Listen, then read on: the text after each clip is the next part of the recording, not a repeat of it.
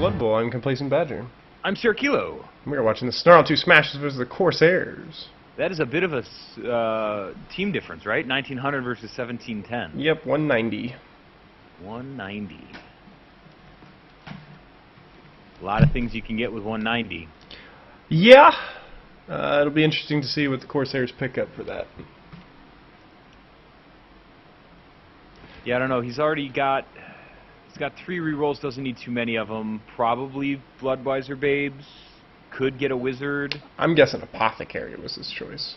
That's fair. Apothecaries are 100, yeah? Yes. Okay. Actually, now that I think about it, from conversations post-game, I think he may have picked up a Merc. Okay. If he did, I don't see him. Maybe he picked one up after the game? I don't know. I heard talk about it. The statistician said his lineup changed afterwards. Oh. Meh. So fair play. Looks like Part of the mystery. Yeah, looks like the Smashers are going to get the ball first, so we'll see. That also means that they're going to put down the beaten first. Right. They're going to start the smashing in the early stages. Yes. So, high kick. No, sorry, quick snap, so you got to move space. But, that's what it was. Alright, good. Oh, well, let's just start out with a badly hurt on that really hurt lineman, and a KO on the other one. I know that feel, bro. So, yeah, here goes the Black Orcs doing their job. Good. Moving through, eating elves, and then all the blitzers engaging the other elves. So let's, make sure that we do that cautious ball movement forward. That's what we're looking for, is keep that wide agility block cage going. Mm-hmm. Where you don't need to put everybody next to each other, but make them try to hit a double dodge anywhere they go. Yes. He's got a decent line right here. The left side looks a little weak just because that lineman's skewed a bit, and it looks like he's got enough players on the right side that he thinks he can break through. Right. But this is good, because this is one of those interesting matches, because the Courser's coach Master Moose is really a tactician, so I like watching how he addresses a situation where he's going to take his time, figure out where he can get strength advantages, and then do it. So you look at that, how far that guy came for that blitz is really impressive. And then there's that left side that I was talking about. It's now pretty wide open, but it looks like he's reforming, or rather initially forming a Black Orc cage, at least partially. Right. With the player advantage that he has right now, that's the last place you want to be against a strength team like this. So we actually moved backwards. Yes, he knows that he has plenty of time, and if he stays like this and moves slow, the opponent can't score, and he knows that the more time they spend on the pitch, the more likely that the elves are going to go down.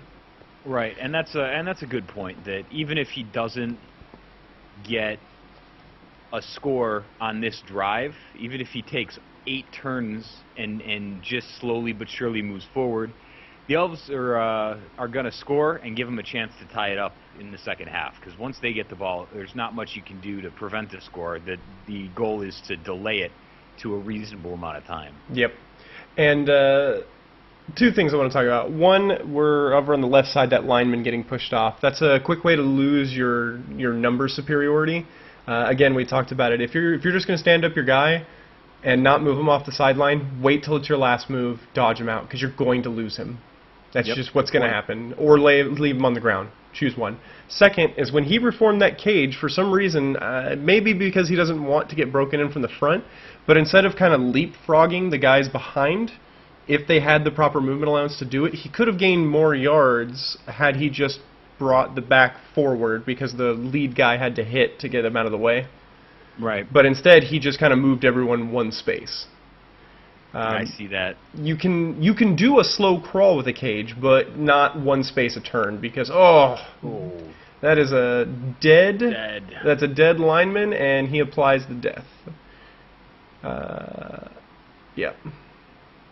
So that was a good opportunity, I thought, to make the entire cage move a little bit further into that upper right-hand corner. Mm-hmm. When he pulled that his player up to match the guy that got dead, is when he kind of created an impediment for himself instead of straight blitzing through that guy. Yeah. With the strength 4. So yeah, he's being extraordinarily cautious with his cage, which it's not gonna. It's very tough to win a game with a cautious cage, but it's hard to lose a game as well. Right. I'd like to. Keep going. If the opponent hasn't scored, that is. Right. I'd like to see him throw a body downfield. Both ways. Right? He's got the strength advantage, and he gave up the numbers advantage, but especially with all that guard and everything else on there, I'd like to see him break at least one guy free. I don't know if a safety is going to do too terribly much with the movement allowance disadvantage that he'd have. It absolutely wouldn't hurt, but for sure get a receiver down range so that you can skirt your guy out onto a weak side out of your own cage and then throw the ball down there. Yep, full lateral movement right here. That blitzer giving him a hard time with that sidestep. He had to hit him 3 times using a blitz to get him off the ball carrier, and it ended up in a stun, so it worked out. Snake Eyes on that dodge is really going to give the Smashas a huge advantage now, especially with it landing as a KO on the Dump King. Right. I would be all over a foul on that guy. See, now, with this, especially with it being like, I mean, you had pretty good odds to knock him down, but had he been more cognizant, he probably could have peeled off this Black Orc to fill this hole. Right. And got a push out from this angle. But it's unfortunate that he didn't see that. Or if he was trying to get the points, then a little greedy in my opinion. Right, right. Because right now you have a player advantage, but you still haven't scored. So you have to play as cutthroat as possible, worry about the star player points later. Yeah, I'm with that. That star player points are important, but he's got such a built team already that those little bitty star player points aren't going to make a huge difference because there's such a large gap between the amount of points that you need. Yeah, between levels. And I always say that a touchdown is still star player points, and it's more guaranteed than your armor pens and whatnot. Good choice. So if you focus on that and then just get hits where you can, then you're in good shape. So here we go again with the sidestep issues, dropping the guy and making Jazz Choir having a way more difficult time moving now that he's kind of choked up. Unable to put any of those L's down but one after all those hits. And the important thing to note is that he's sidestepping his players into a more advantageous position instead of the block die thrower getting an advantage and being able to control where that guy goes. Exactly, and with the number of players that he was able to get a 1 die on Jazz Choir despite all those orcs standing there. And I think he just kept funneling them in. Yeah, plus one of the guard players is over here instead of protecting the cage and whatnot. So getting another 1 die, resulting in a push. Looks like he's debating on the re-roll if he still has it, and he did not use it. Sees the blitzer over there and decides to go for the hit. Bounces into the hand of the previous blitzer. So that guy has moved already, so Viscount is in some trouble. Yeah, he's got a target painted on him. Well, and that's what understanding skills and whatnot. Ugh, man, failed that one. But understanding what your skills are capable of and what you can do really makes it to where you can take a situation where you're 3 bodies down and everybody's a higher strength than you and still get that ball free. No cage is impenetrable if you have the right skills. So seeing right here, this catcher can actually make a touchdown if they don't get Viscount out of the way. But now it's stunned, so that will be no touchdown for the Corsairs. Nice, nice. So good looking out on that one and seeing that and going for the hit. So the trick is seeing how many players can stay there. He's got 3 ready to come back in. He's got 7 on the pitch, so he's looking like he's going to be at 10. So 3, 4, and 4. So 11 on the pitch. That's pretty good for having that many in reserves is a big deal. Mm-hmm. Yep, and then here's that Merc. I think he picked him up and then decided not to use him initially until he had to. Good strategy. You want to get the star player points, have the opportunity for star player points to accrue, so use your real players and use that spare as a spare. Ooh, really bad kick. The distance was 6, so it landing in hand like that might not have been 7 back. Maybe it was. Alright, so he runs back, gets the ball into the hands of the thrower, not wanting to start that close until he gets receivers down there, knowing that he can't break through this line. Right, and that's just good strategy. Plus now he's got extra movement on that ball. Mm-hmm. And this is what we talk about right here, is the elves, to survive, are going to have to dodge every turn, so the more you make them dodge, while there wasn't a lot of control on this situation because it was the initial lineup, but he's forced 3 turnovers due to failed dodge rules, so you just always have to make them roll. Right, and that's just odds. Mm-hmm. So he's marking the stun character with the Black Orc instead of putting him in a more advantageous position, not even using his full movement. Right, but that does create a situation where somebody's going to have to dodge through that hole, so that could just be blocking that route. Yeah, but I can't see who it was. I guess maybe it was blocking this lineman, because everybody else is pretty blocked. Yeah, you're right. You're right. Maybe this lineman going this way was blocked. Using Jazz Choir in the back, especially when he does have extra. I guess he doesn't have extra players.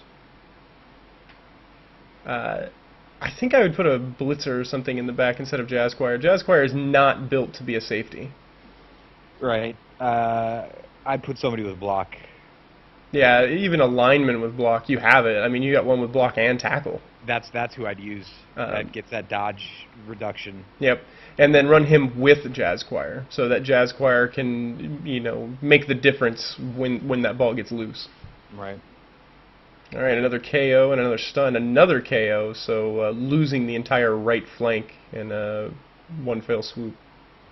Playing against him was tough with the amount of injuries that he's able to produce. Going for a 1-die, using a reroll to fix an attacker down to a defender stumbles. Hell, if you have the opportunity and you got block tackle, I think that's a pretty good move. Yeah, and he's got so many rerolls. Yep, and the opponent did not have block, so that's a really good move. Way strong. Yep. I don't know if it was him the Corsairs not expecting the right side to falter like that. Just so completely and yeah. so immediately. Yeah, and then just got steamrolled after that. He was able to make the difference, though. I don't think that Grack is going to cause much more trouble. Right. I think it's gonna turn out okay in the end, but that's always scary when you see that happen, because that can make a huge difference. Interesting that I guess maybe he's trying to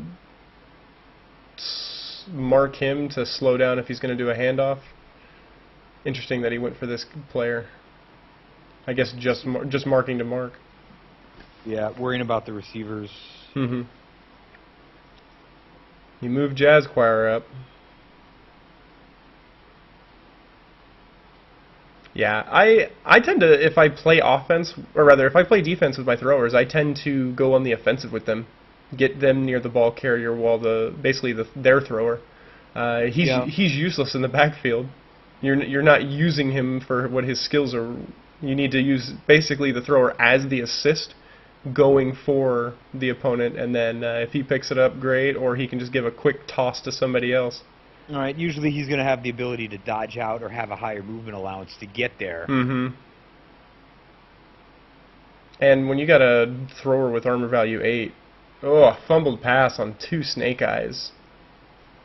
I know that feel too. Kaiser not on today. That Merc was made his salary right there.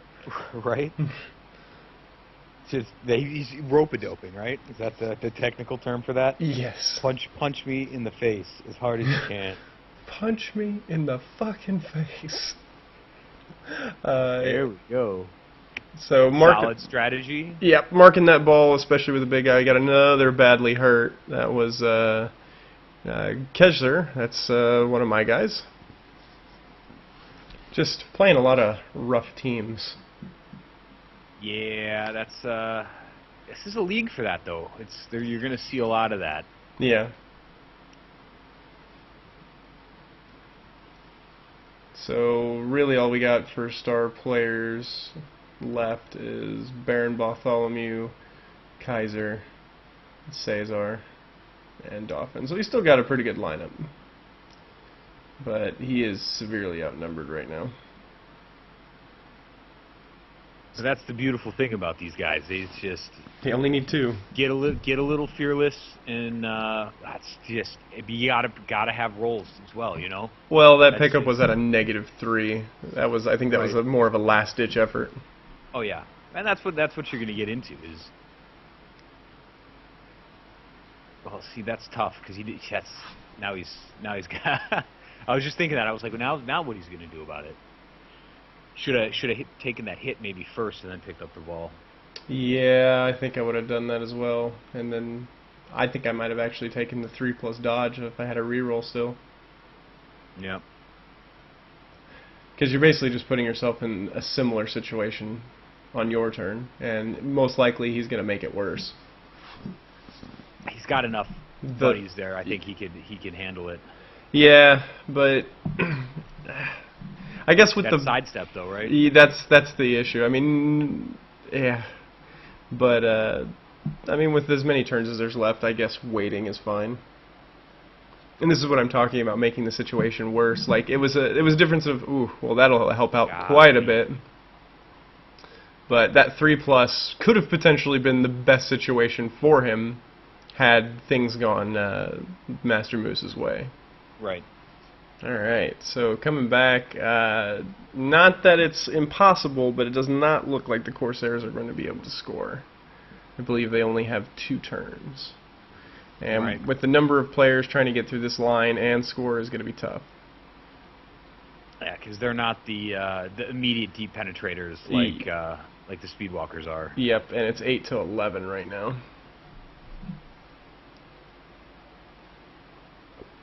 So while they're doing the setup, I think the Smashas played a lot better. I think they played a lot more cautiously than they normally play as well.